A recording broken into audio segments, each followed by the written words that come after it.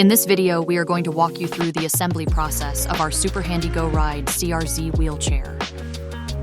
Locate the manual and start removing the contents from the box.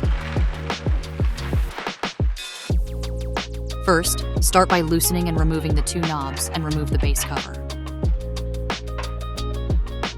Next, connect the battery pack, then refit the base cover and secure it tightly with the two knobs.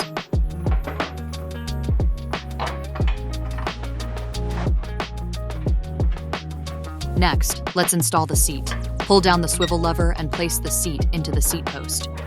Rotate the seat until it locks into position. Insert the arms into the seat. Set the arms to your desired width, then turn the knobs clockwise to secure it tightly. Next, set your arms to the desired height. Insert the controller's square mount into the housing under the armrest. Then tighten the star knob.